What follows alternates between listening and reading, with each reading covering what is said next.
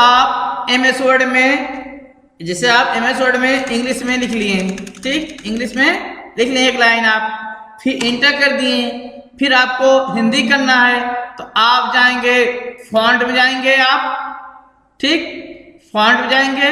फिर आपका फॉन्ट में आपका हिंदी शो कर रहा है, इसमें हिंदी क्लिक कर देंगे, आपका हिंदी में लिखना शुरू कर देगा। जैसे किसी नाम चाहे जो लिखना है, हाँ, तो आप हिंदी लिख दिए, ठीक।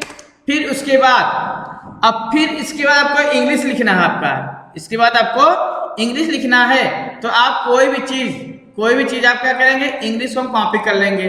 आपको वहाँ ऑप्शन में नहीं जाना पड़ेगा, आपको फॉन्ट में नहीं जाना है, इसी हम कॉपी कर लेंगे, ठीक। इसे मान लीजिए हम इसको कॉपी कर लिए, Ctrl+7C करेंगे, कॉपी हो गया आपका, ठीक। फिर इंटर करके हम Ctrl+7V करेंगे, आपका पेस्ट हो गया आपका। अब आपको इंग्लिश में लिखना है, आप तुरंत आप लिख सकते हैं, जैसे अनिल, ठीक, फिर अमित, फिर अजीत, ऐसे आप लिख लिए। अब फिर आपको हिंदी लिखना है, आप फॉन्ट में नहीं जाना पड़ेगा। फिर आप क्या करेंगे, नया वाला क्या करेंगे, Ctrl+7C करेंगे वैसे।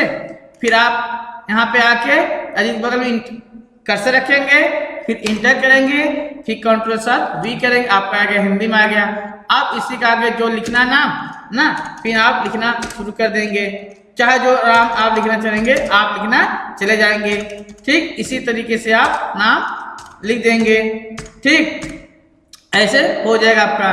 तो मतलब कि आपको जैसे आपको बार बार नहीं जाने पड़ेगा आपका, ठीक। फिर जैसे आपको इंग्लिश लिखना है, फिर आपको इंग्लिश में मान लीजिए कोई कह दिया इसके बगल में आप इंग्लिश लिखिए, कुणाल के बगल में इंग्लिश लिखना है, तो क्या करेंगे, हम इंग्लिश को कॉपी कर लेंगे, ठीक, Ctrl+C के साथ सेलेक्ट करके कॉपी कर लिए।